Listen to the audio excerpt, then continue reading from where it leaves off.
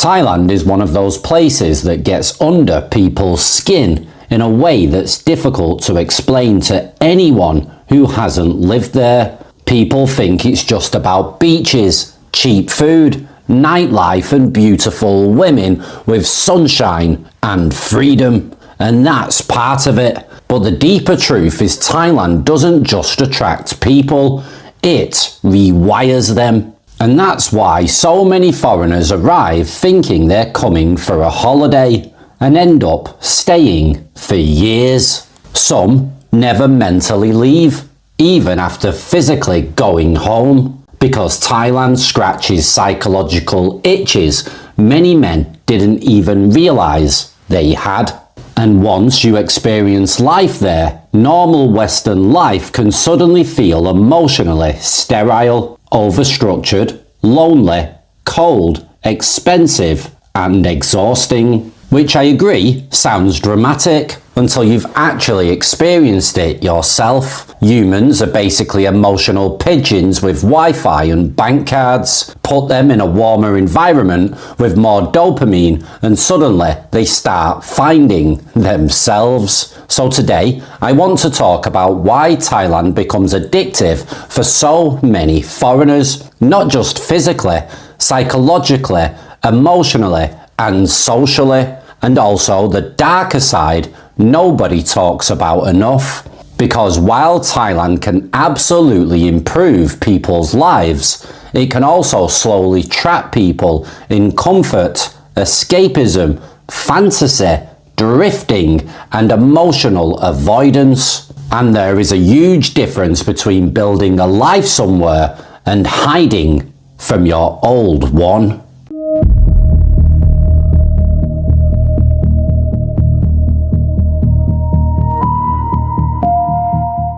Now, the first thing that happens when most people arrive in Thailand is sensory overload, especially if you come from somewhere grey, repetitive, quiet, overregulated, or emotionally dead. Suddenly, everything feels alive. The heat hits you. The smells, the street food, the scooters, the markets, the neon lights, the noise, the music, the colours, the chaos. It stimulates your brain constantly. And for many people, especially men who've spent years trapped in routine back home, it feels like waking up again. A lot of Western life becomes repetitive. You wake up, you commute, work, bills, stress, same roads, same weather, same conversations, same people talking about mortgages and energy prices like prisoners discussing soup portions. Then suddenly you land in Bangkok or Chiang Mai or Pattaya and your brain gets flooded with novelty, and novelty creates dopamine, and that's important. Because dopamine isn't happiness, it's anticipation, excitement, possibility. Thailand gives people the feeling that anything could happen today, and that's intoxicating. Even simple things feel stimulating. Walking through a night market, getting on a random train, finding a hidden cafe, meeting new people, and trying foods you've never heard of. In the West, many men feel mentally sedated. Thailand makes them feel alert again, alive again. And once your brain adapts to that level of stimulation, going back home can feel emotionally flat. Now Thailand feels easier, not perfect, not magical, but easier. And people underestimate how psychologically powerful that is. In many Western countries now, basic life feels like survival mode. Everything is expensive. Housing, transport, energy, food.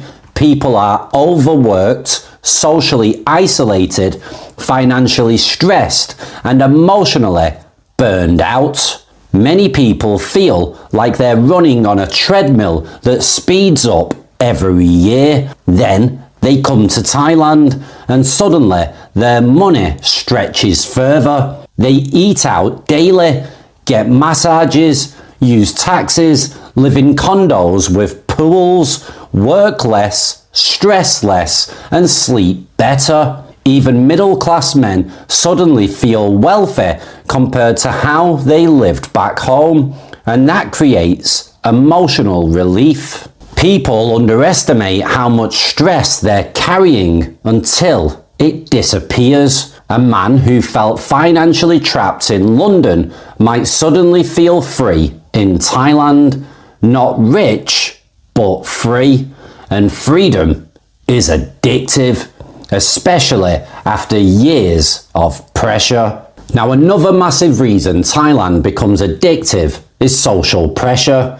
Many men in the West feel constantly judged by status, income, career, appearance, politics, social performance, success, metrics. There's this constant feeling of evaluation, especially online. Everyone comparing themselves to everyone else, everyone trying to appear successful. Many men are exhausted by it. Then they arrive in Thailand and suddenly life feels lighter, more relaxed. People smile more, interactions feel softer, less confrontational, less politically tense, and less emotionally cold. Even simple social interactions feel easier. You can sit in a cafe for hours without feeling rushed. People talk to strangers more. There's less obsession with productivity every second of the day. And for many men, especially older men, Thailand feels like the first place in years where they can finally breathe. That emotional decompression becomes deeply addictive. Now, this next part is the part that people dance around. A huge reason Thailand becomes addictive for foreign men is validation. Back home, many men feel invisible, especially as they age. They feel ignored, disposable, unwanted, socially irrelevant. Then they arrive in Thailand and suddenly people are smiling at them. They're talking to them, interested in them. Women notice them. Staff even remember them, and people are polite to them. Even small things start affecting them emotionally. Someone laughing at their joke, a waitress remembering their name, a woman showing affection, and a partner acting nurturing. Many men haven't experienced consistent warmth in many years, and that is the brutal truth. Some are emotionally starving without realizing it. So when they finally experience attention, affection, softness, or appreciation, they attach themselves to it extremely fast. And this is where Thailand becomes psychologically dangerous for some men, because they confuse emotional relief with genuine emotional healing, and those are not the same thing. One is comfort, the other is growth, and that's a big difference. Now, Thailand also gives people something incredibly seductive: reinvention. Back home, you're often trapped inside your old identity. People know your failures, your divorce, your financial struggles, your social status, your reputation, your past.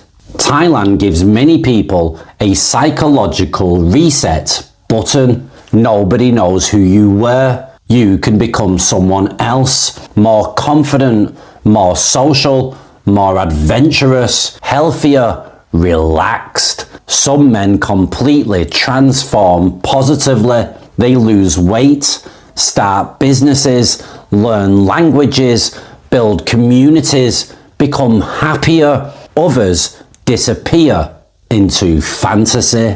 And that's the other side, because reinvention can become escapism very quickly. Some men don't build a new life. They simply avoid the old one, and avoidance feels good temporarily until reality catches up later on, usually financially, emotionally, or physically. Human beings are incredible at turning comfort into identity. Give a man sunshine, female attention, cheap beer, and no accountability, and suddenly he thinks he's achieved enlightenment instead of just changing postal codes. Thailand can become a constant dopamine machine, especially for newcomers. Every day contains stimulation, new people, new experiences, new food, new relationships, new attention, new places, new excitement, and dopamine loves unpredictability. That's why people get hooked. It's the same psychological mechanism behind gambling. Your brain keeps expecting another rewarding experience after another exciting night, another connection, another adventure. And for many men coming from emotionally repetitive lives, Thailand becomes the ultimate dopamine environment. But there's a problem with dopamine-driven living. You adapt to it. What once felt extraordinary becomes normal. And then people chase stronger stimulation, more nightlife, more women, more drinking, more distractions, and more escape. That's why some expats slowly spiral without realizing it. At first, Thailand improves their life. Then eventually, Thailand becomes the thing helping them avoid fixing deeper issues. Now, a lot of foreigners in Thailand are not running towards something. They're running away from something. Divorce, loneliness, debt, failure, burnout, isolation, depression, meaninglessness, or a midlife crisis. And Thailand provides temporary emotional anesthesia. The weather helps, the social environment helps, the affordability helps, the validation helps. But eventually, unresolved problems follow you. A depressed man in England often becomes a depressed man in Thailand, just with better weather and mango sticky rice. And I think many expats eventually realise this. The country can change your environment, but it cannot automatically fix your psychology. Some people absolutely heal there, and others slowly drift. Now, one thing I noticed living in Thailand is how easy it is to drift. Days blend together, especially in places like Pattaya, Phuket, or certain expat-heavy areas. Wake up late, coffee, maybe the gym, scroll on YouTube, meet some friends, drink, and repeat. Weeks become months, months become years, and because life feels pleasant, people don't notice they're stagnating. This is why some long-term expats become deeply lost. Not because Thailand ruined them, because comfort removed urgency. In the West, pressure forces many people forward. Thailand sometimes removes that pressure entirely, which feels amazing until you realise you haven't progressed in years. No goals, no mission, no growth, just maintenance. And eventually some men hit an emotional wall, usually in their 50s, 60s or older. They suddenly realise they escaped responsibility for so long, they forgot how to build meaning. That's when the loneliness starts hitting harder. Now, some foreigners build real lives in Thailand. Others live permanently inside fantasy mode. The integrated expats usually learn some Thai, understand the culture, build routines, stay healthy, maintain finances, create structure, develop purpose, respect the country. The fantasy expats often chase non-stop stimulation, stay emotionally immature, which is a big one, live entirely in tourist bubbles, which is another big one, depend on nightlife, ignore reality, avoid long-term planning, and eventually Thailand exposes both types differently. Thailand rewards grounded people, but it can absolutely consume people looking for endless escape. And that is the uncomfortable truth nobody, and I mean nobody, wants to say out loud. Now, many expats describe leaving Thailand almost like withdrawal, and psychologically that makes loads of sense. You're leaving warm weather, lower stress, novelty, attention, comfort, routine pleasures, social freedom, affordability, stimulation, and validation. Your brain associates Thailand with relief, so going home can feel emotionally painful, even if your home country is objectively more stable. People often say things like, I feel dead back home. I feel trapped again. I miss the energy. I miss the smiles. I miss feeling alive. And honestly, I really understand it. Thailand can genuinely improve quality of life for many people, especially if they came from emotionally difficult environments. But the healthiest people eventually learn something important. Thailand works best when it enhances your life, not replaces it entirely. Now, from my own personal experience, I personally think the happiest long-term foreigners in Thailand usually have a few things in common. They have purpose, structure, financial stability, emotional maturity, healthy routines, realistic expectations, and they stop chasing fantasy. They appreciate Thailand for what it is without expecting it to permanently fill emotional voids inside themselves, because no country can do that forever. Not Thailand, not anywhere.